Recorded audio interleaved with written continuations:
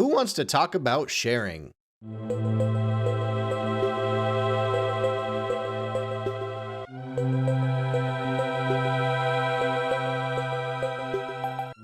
Specifically, game sharing, and how it's evolved over the years.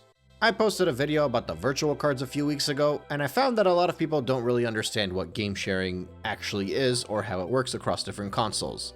Seemingly, many people might not even understand what sharing is. So we'll break this down pretty well in order to make sure we're all on the same page. First off, sharing is caring, it can be fun. I will give you some when you have none. Secondly, game sharing is the process of giving your game to somebody else in order that they may play with it for a while. This may have started when you were a 1-year-old and you gave your 2-year-old sibling your rattle toy that you loved. But it evolved over time into the point where everybody started buying video games. Now, back in the day, those games were exclusively physical games. You couldn't download a game on your hard drive. It either came in on a cartridge or a disc. So since you owned that disc, I won't break down further what it means to own a game. I assume that people know what that means even though we don't own them anymore. But since you owned that game, you were able to let your friend use it, borrow it, play it, beat it, and return it to you. This was obviously how we shared our favorite games and our favorite experiences. Now, as the gaming world evolved, consoles got hard drives, the internet speeds became standardized, and the eventual dystopian reality that is the digital gaming world began to exist. We could no longer share our games. Well, you could, but there were some extra steps involved. Starting from the Wii 360 and the PS3 era, you actually did have a way to get your account on a different console. Well, in the case of the PS360 you did. As far as the Wii was concerned, anything you bought off a virtual console or WiiWare was tied to that specific Wii. You couldn't log into another Wii and transfer your games over. If that Wii was busted, you were out of luck. However, in the case of the PS3 and the Xbox 360, when you purchased a digital title, technically you got 2 licenses. One of the licenses would allow you to play that game offline, and the second license would only work online. This was so that if you were to log your account into a separate Xbox 360 or PS3, you would have access to your digital library that you could then download on that specific console. Once downloaded on that console, the game would actually remain on that console. So if, for example, you were to go to your friend's house, sign on to your PSN account over there, download everything you had on their console, and then log out and remove your account from that console, they would now have all of the games that you have. This of course meant that you had to trust the person that you were sharing your information with, because for obvious security reasons, you don't want to give somebody access to your account. But this was totally valid. The idea was partially so that if you were to move to a different console, you can play your games wherever you go, or if you own multiple versions of the same console. Because obviously, you couldn't just take the game out of your console and move it with you. Instead, you'd be able to access the digital game no matter where you are, or even let somebody else play with that copy. And this was basically the case for both the 360 and the PS3. It was actually unlimited for a while, but I think around 2009, Sony updated their terms of service and said that you could only game share with 3 people at a time.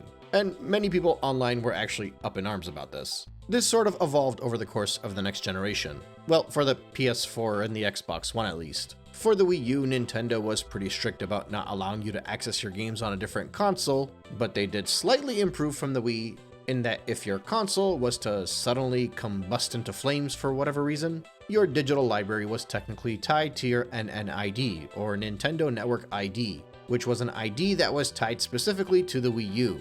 So you'd have to call Nintendo, give them your social security number, your blood type, and your mother's maiden name, and if they believed you were who you actually were, they would rip that NNID off of your Wii U, allow you to access it on a separate Wii U, and re-download all of your games. This was obviously a one-way move and was very particular to ensure that you weren't bouncing around between consoles, or, God forbid, game sharing.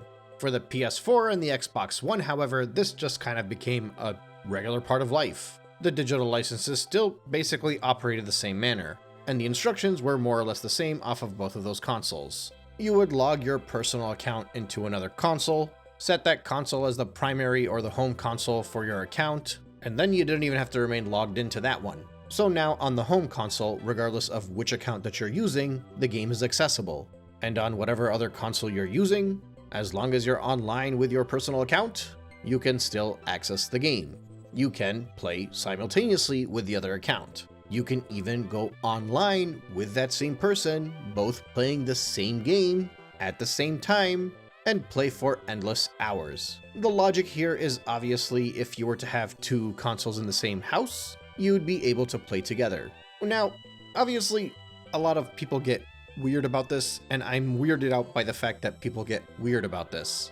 But there's this understanding that using these features has been a gray area. And based off of my brief research, it looks like it started around the early 2010s. And it was largely because the code of conduct or the terms of service would apply certain things as home consoles, or say the word family sharing.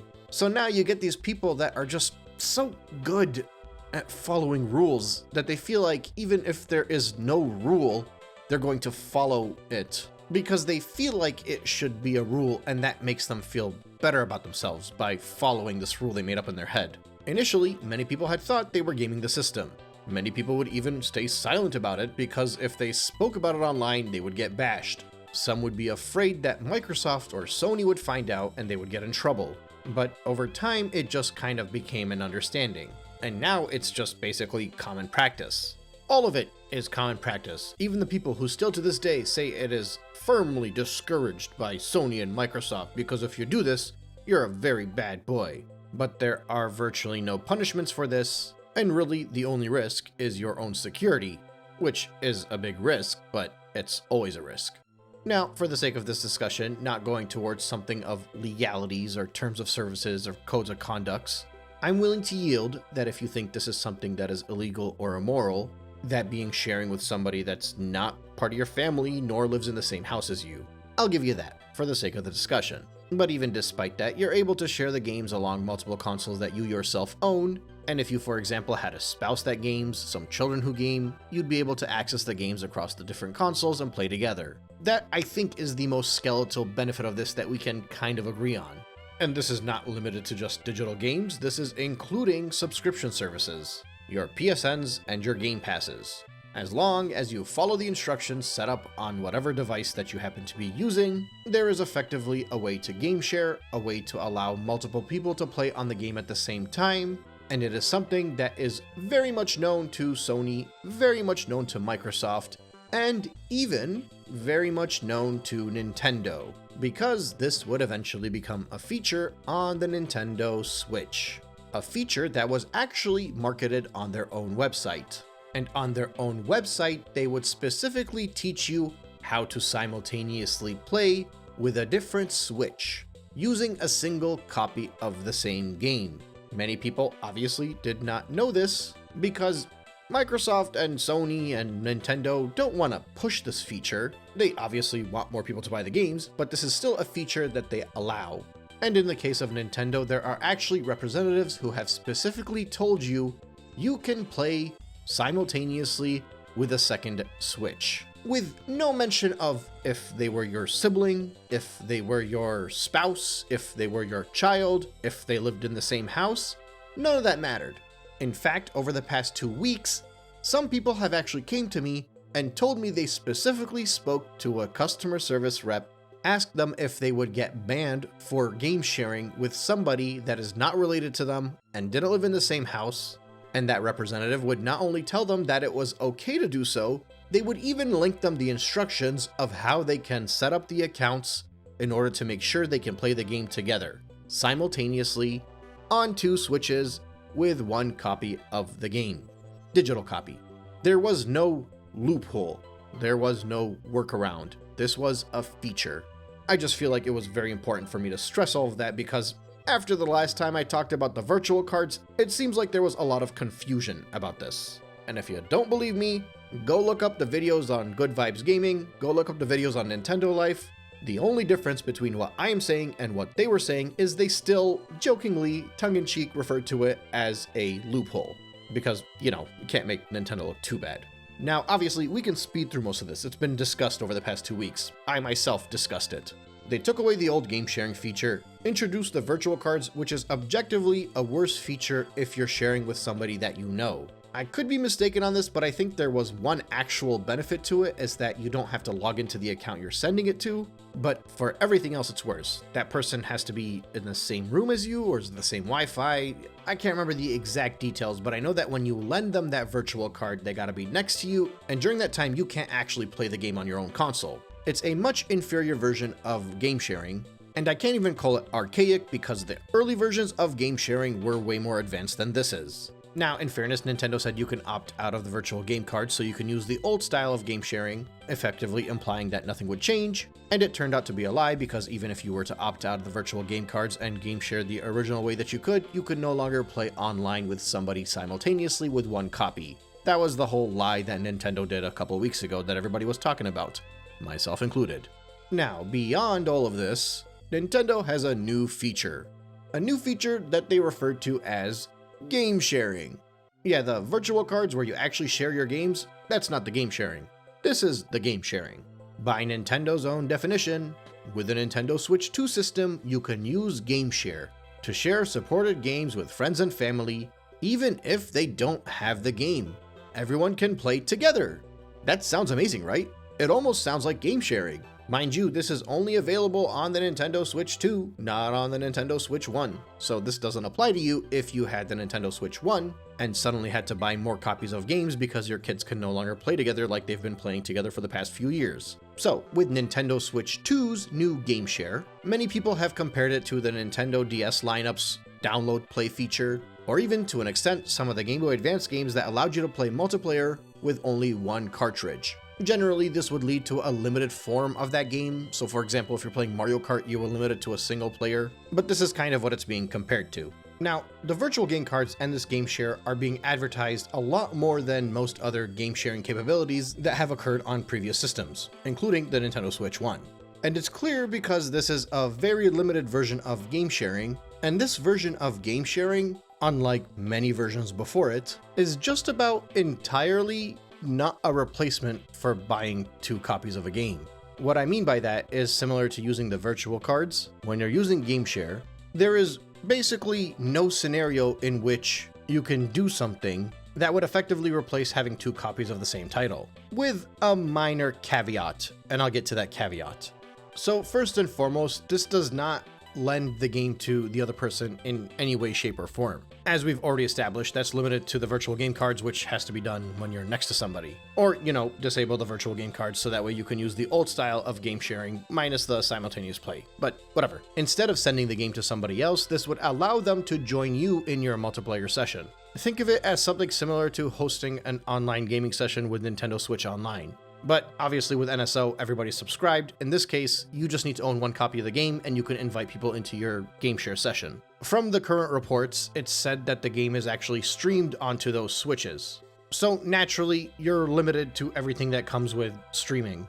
You gotta have good connection, it's gonna be entirely contingent on your bandwidth. It's definitely gonna be a lot worse if you're playing online, but you can also do this locally, which seems like it would be a lot more efficient version of game sharing, with the type of streaming being done reportedly similar to what was done on the Wii U gamepad. But regardless, when you're using this game sharing feature, the game will not be downloaded, it'll be streamed. In addition to that, there are reported limitations that many people will probably notice if their eye is keen enough, those being the obvious resolution drops and frame drops. I'm guessing if you're looking at a 1080p game, it's going to run in 720, and if it's a 60 FPS, it's going to run at 30 FPS, something along those lines. So already this is a pretty limited feature, just based off the type of performance that you're going to get out of it. Much better locally, but still, it's going to be a downgrade compared to what we've had before. Now, if this was all I had to say, I could maybe accept it. If, for example, every single Nintendo first-party title, and potentially even the third-party titles if they were to opt into it, allowed a limited form of multiplayer across consoles, online or locally, simultaneously, with only 1 person having a copy of the game, I'd actually say this would be a net positive compared to the game sharing that's been occurring in the consoles before it. Because basically what anybody could do at that point is tell all their friends, hey, I got this game, come online with me. They all play 4 players together, they have a blast. A few of them decide, you know what, I want to have a more stable connection, I'll go buy the game. And that could be the trade-off. Either you play for free using your friend's game with a streamed inferior experience, or you just go buy the game and the experience would be even better. In fact, just that alone, I think would be great. And that's basically how it's being used. Except, not really, because they are limiting which games you can use it with. And beyond that, some of them are even limited to local play versus online play. And it's the way that they limit these games in which the idea of game sharing on paper sounds very appealing. But now we know the way that Nintendo is actually going to do it in practice.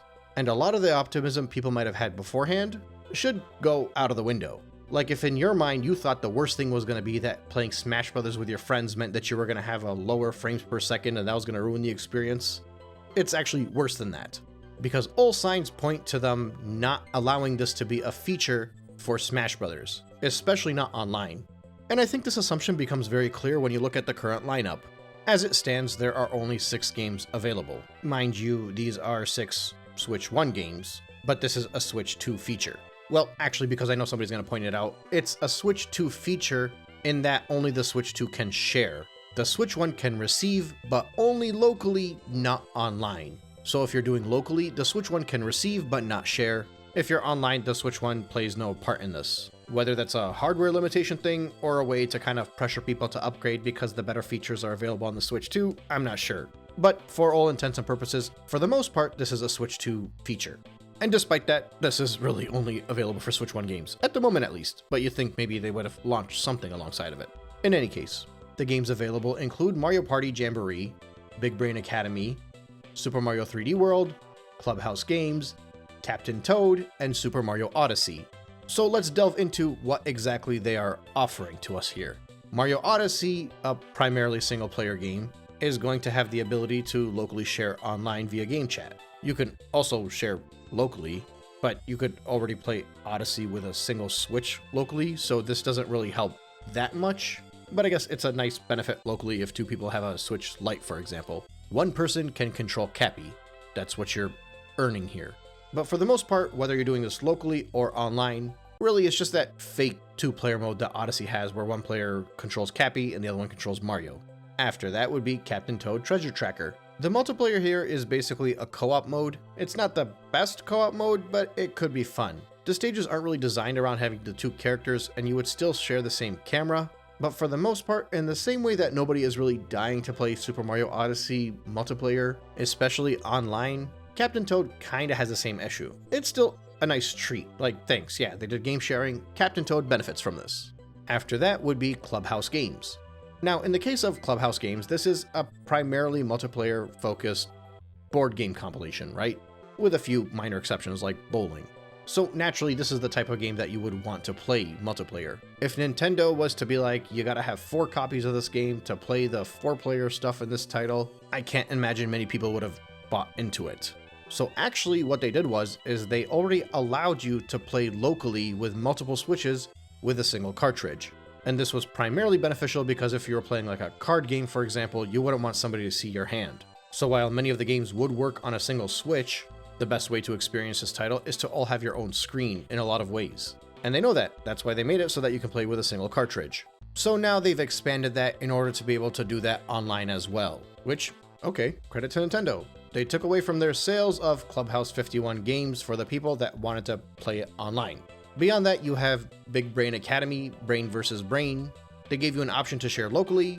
I don't know too much about this game, but I don't think there was ever a mode that involved multiple Switches locally. So this would be a situation similar to Captain Toad or even Odyssey, for example, where you're just sharing the same screen. So really the only benefit here locally would be if the other party had the Switch Lite, for example. But now you can do online 4 players with Big Brain Academy with a single copy of a game. So that's another benefit here. They sacrificed multiple copies of Big Brain Academy being sold to play online in order to give people this great feature.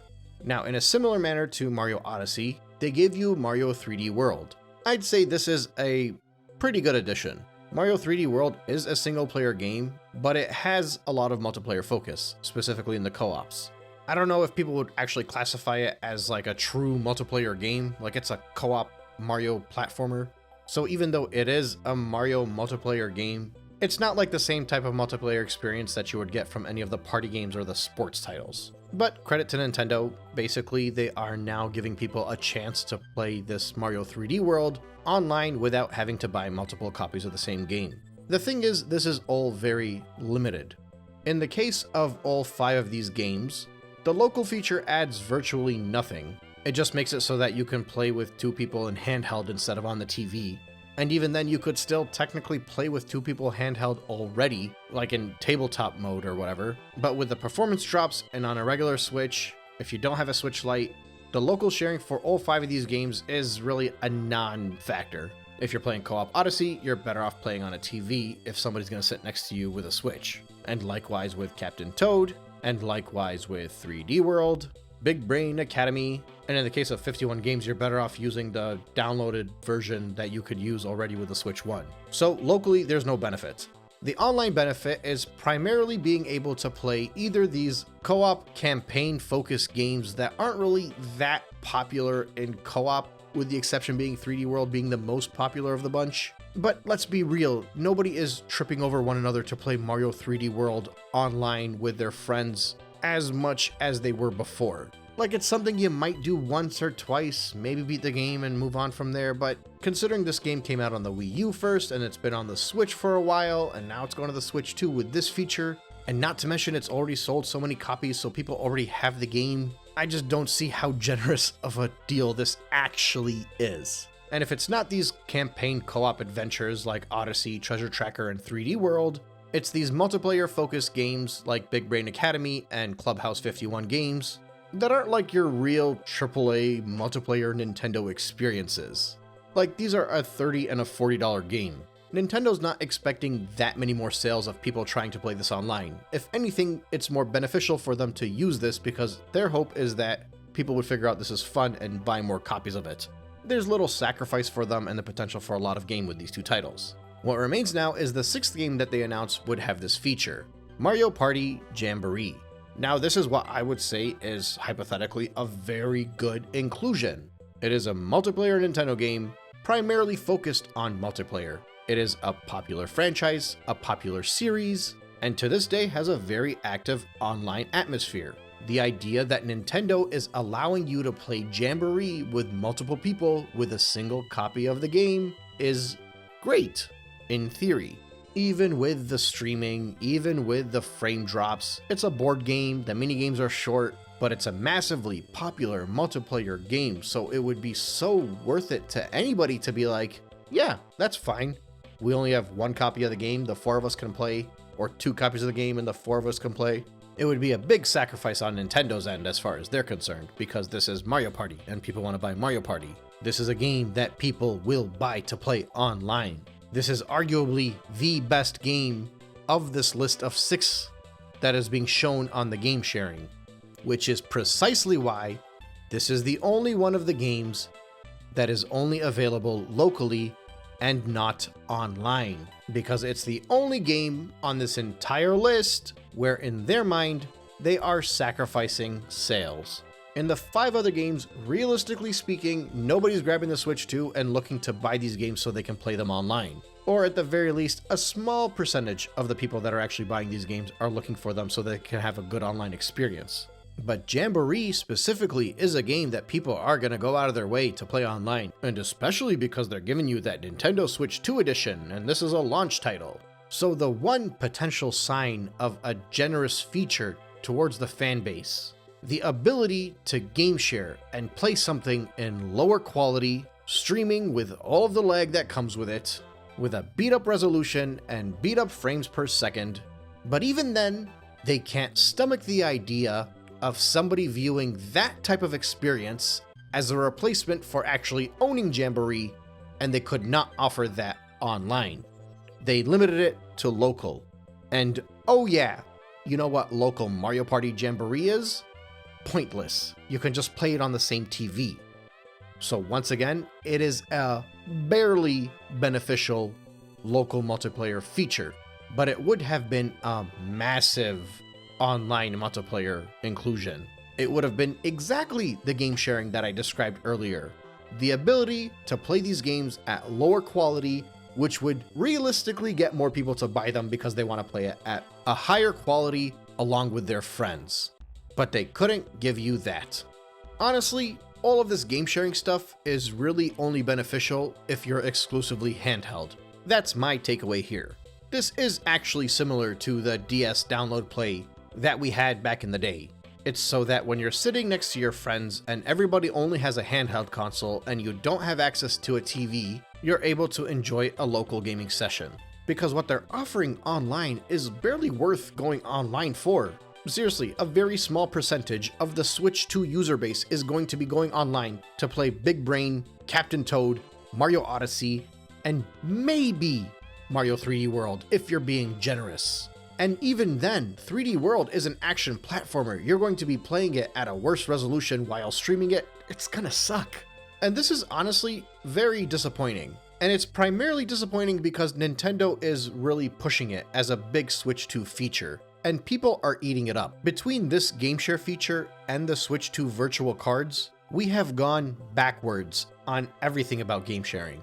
It's like 1 step forward and 4 steps back, and some could even argue that there was not even a single step forward. And honestly, in this instance particularly, the game sharing as well as the virtual cards, my issue is ironically less about Nintendo pushing this feature. Like, of course this is going to be the time that they push this feature. When they had the old style of game sharing, the same one that's done on Sony and Microsoft, it wasn't in their benefit to push it. So obviously now that they have this crappy version, they took up a whole section of the Direct to push all of these things.